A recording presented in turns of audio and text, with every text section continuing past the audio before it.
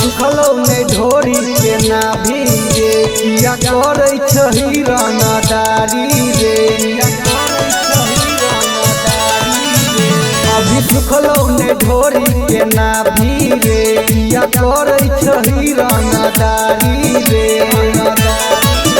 मारबो एते बेटा को नहीं काम दे तो हॉस्पिटल नहीं कोनो भर्ती ले तो तोहर माइयों ने बेटा चिन्हबै तो हॉस्पिटल नहीं कोनो भर्ती ले तो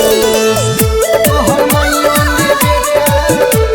चिन्हबै तो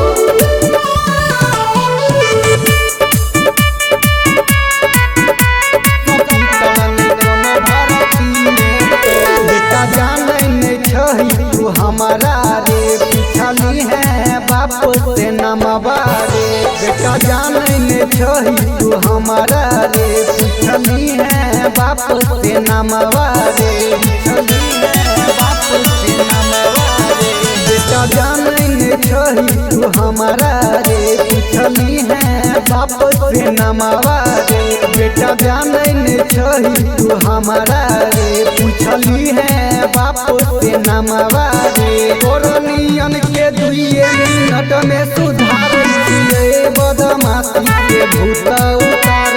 दिए मरबो एके बेटा को नहीं काम दे तो हॉस्पिटल में कोनो भर्ती ले तो तोहर माइयों ने बेटा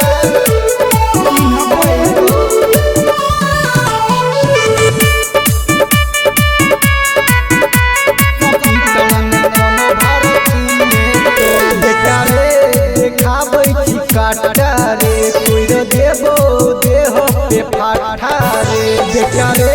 देखाबै छी काटा रे कोई देबो देह पे फाटा रे कोई देबो देह पे फाटा रे बेटा रे देखाबै छी काटा रे कोई देबो देह पे फाटा रे बेटा रे देखाबै छी काटा रे कोई देबो देह पे फाटा रे रंजन रौशन पर विनय के तोर तो डरो बेटा नहीं कोनो जोर तो मारबो एके बेटा को नहीं काम दे तो हॉस्पिटल नहीं कोनो भर्ती ले तो presented by Majivdani Recording Studio।